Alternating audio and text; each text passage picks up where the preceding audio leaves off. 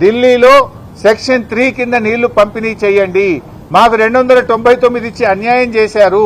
మా తెలంగాణకు 69% నదీ పరివాహక ప్రాంతం ఆధారంగా నీళ్లు కేటాయించాల్సిందే, ఇది మా హక్కు అని కేసీఆర్ రాష్ట్రం ఏర్పడ్డ 42వ రోజు వేశాడు. మరి నేను అడుగుతున్నా, 299కి శాశ్వతంగా ఒప్పుకుంటే సెక్షన్ 3 ఎందుకు అడుగుతాడు? సెక్షన్ 3 విషయంలో ఉమాభారతి గారిని స్వయంగా కలిశారు, గడ్కరీ గారిని స్వయంగా కలిశారు, షెకావత్ గారిని కలిశారు, ప్రధానమంత్రిని కూడా కలిశారు. పలుమార్లు పోరాటం చేసి సుప్రీంకోర్టు గడప దొక్కి కేంద్రం మెడలు వంచి సెక్షన్ 3 సాధించింది కేసీఆర్. సో ఇవాళ రేవంత్ రెడ్డి అర్థం చేసుకోవాల్సింది ఏంటంటే, నీటి పంపకం అనేటువంటిది ట్రిబ్యునల్ చేస్తుంది.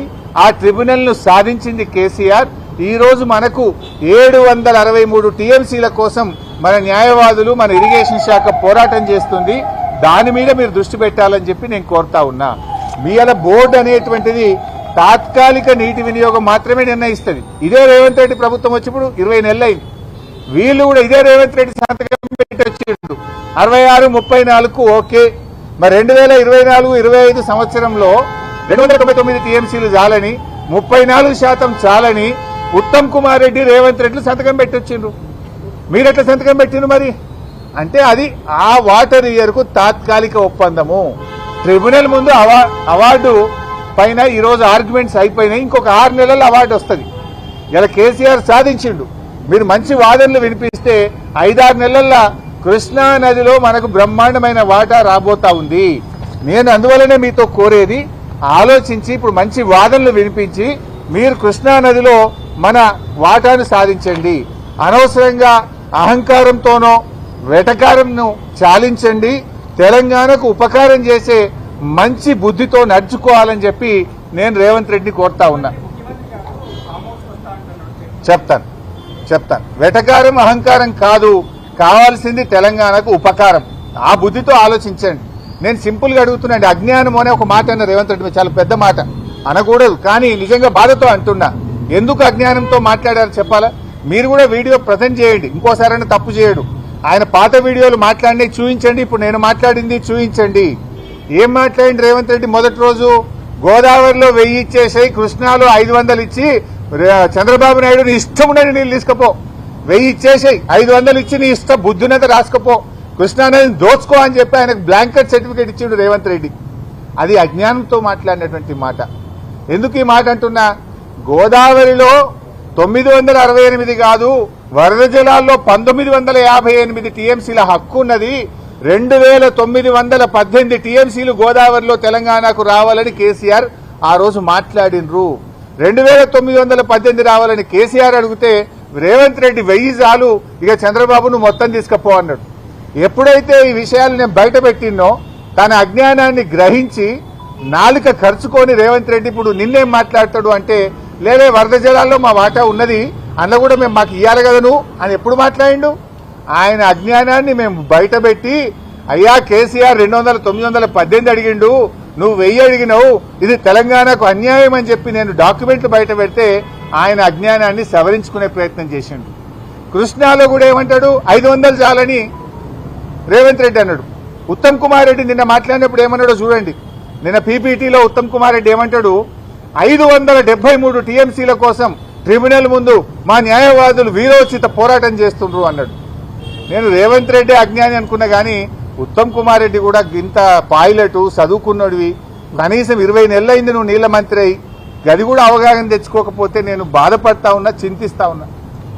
ఎందుకు ఈ మాట అంటున్నా అంటే, ట్రిబ్యునల్ ముందు మన అడ్వకేట్లు 763 టీఎంసీలకు వాదనలు వినిపిస్తున్నారు. తెలంగాణ హక్కు 763 టీఎంసీలని ట్రిబ్యునల్ ముందు కృష్ణానది హక్కుల కోసం మన న్యాయవాదులు, మన ఇరిగేషన్ శాఖ పోరాటం చేస్తే 500 చాలని ముఖ్యమంత్రి అంటాడు, 573 చాలని నీళ్ల మంత్రి అంటాడు. మీరు అసలు ఏం మాట్లాడుతున్నారు? అంటే మీ మాటలు ఈ రాష్ట్ర ప్రయోజనాలకు గొడ్డలి పెట్టు, నష్టం జరుగుతాయి ఈ రాష్ట్రానికి, అన్యాయం చేస్తా ఉన్నారు ఈ రాష్ట్రానికి. ఏంది మీరు అసలు చంద్రబాబు నాయుడు చెప్పినట్టు పని చేస్తుండ్రా, ఈ రాష్ట్రం కోసం పని చేస్తుండ్రా? 500 చాలు, 573 చాలు అనేటువంటి మాటలు అజ్ఞానంతో కూడినటువంటి మాటలు. మన న్యాయవాదులు 763 టీఎంసీల కోసం పోరాటం చేస్తున్నారు. ఇంకోసారి అజ్ఞానాన్ని వీడండి, బాగా చదువుకొని డిపార్ట్మెంట్తో మాట్లాడి మీరు మాట్లాడండి. ఎందుకంటే మొన్న ఏమైంది, బేసిన్ల గురించి తెలియని ముఖ్యమంత్రి అని ఆయన రాష్ట్రం పరువు తీసిండు. నీ పరువు పోతే పోయింది, కానీ తెలంగాణ ముఖ్యమంత్రికి దేవాదులే ఏ బేసిన్లో ఉందో తెలియదు, బంకచర్ల యాడుందో తెలియదు అంటే ఇది నీ గౌరవం పోయినట్టు కాదు. మా బాధ ఏంటంటే తెలంగాణ జాతి గౌరవం పోతుందని మేము బాధపడతా ఉన్నాం. బేసిన్లు తెలియని ఆయన ముఖ్యమంత్రి అయిపోయిండు, బేసిక్లు తెలియని ఆయన నీళ్ల మంత్రి అయిపోయిండు. ఏం చేయాలి? ఇటువంటి వ్యక్తులతో ఈ రాష్ట్ర ప్రయోజనాలు ఏం కావాలి? బేసిక్ ఏం తెలియదు అంటున్నా. నువ్వు 20 నెలలైంది నీళ్ల మంత్రి అయి, కొత్తకు కూడా కాలేదు. 763 టీఎంసీల కోసం నీటిపారుదల శాఖ ట్రిబ్యునల్ ముందు అఫిడవిట్లు వేసి వాదనలు వినిపిస్తుంటే నేను పోయొచ్చిన అంటాడు ఇంకీన. మరి ఈయననేమో 573 చాలంటాడు. ఇది చాలా బాధతో నేను మాట్లాడుతా ఉన్నా. ఇంకో మాట అన్న అతి తెలివితేటలు అని. ఇది అజ్ఞానం గురించి చెప్పిన, ఇక అతి తెలివి గురించి కూడా చెప్పాలి. అంటే రేవంత్ రెడ్డి ఏమనుకుంటు నాకే తెలివి ఉంది, జనాలకు లేదు, నేను ఏం చెప్తా జనం నమ్ముతారు అని అనుకుంటుంటు. నిన్న ఆయన మాట్లాడుతూ ఒక మాట ఏమంటాడు అంటే, అతి తెలివి మాటలు ఏం మాట్లాడిందంటే, నిన్న ఉమ్మడి ఆంధ్రప్రదేశ్లో మేము 54 లక్షల ఎకరాలకు నీళ్లు ఇచ్చినాం. అప్పుడు అయిన ఖర్చు 91,000 ఎంతో అన్నాడు ఎకరానికి, 93,000 కోట్లు అన్నాడు. 54 లక్షల ఎకరాలకు నీళ్లు ఇచ్చిన అన్నాడు. ఎంత బాధ కలుగుతుందంటే, ఆ 54 లక్షలు ఏం కలిపిండో తెలుసావే? రేవంత్ రెడ్డి తాత పుట్టక ముందు గట్టిని కూడా కలుపుకున్నాడు. నాయన కాదు, రేవంత్ రెడ్డి కాదు, ఆయన పుట్టక ముందు, ఆయన నాయన పుట్టక ముందు, ఆయన తాత పుట్టక ముందు, ఆయన ముత్తాత పుట్టక ముందు కట్టిన ప్రాజెక్టులు కూడా కలుపుకున్నాడు. ఏంటిది? 400 ఏండ్ల కింద కాకతీయ రెడ్డి రాజులు కట్టించిన చెరువులు కూడా ఉమ్మడి కాంగ్రెస్ పార్టీ చేసిందట ఉమ్మడి ఆంధ్రప్రదేశ్లో. మన నిజాం నవాబు కట్టిన నిజాం ప్రాజెక్టులు, నిజాం కాలంలో కట్టిన ప్రాజెక్టులు కూడా మేమే కట్టినాం మా కాంగ్రెస్ హయాంలో అని అలా కలుపుకున్నాడు. వాస్తవానికి గోదావరి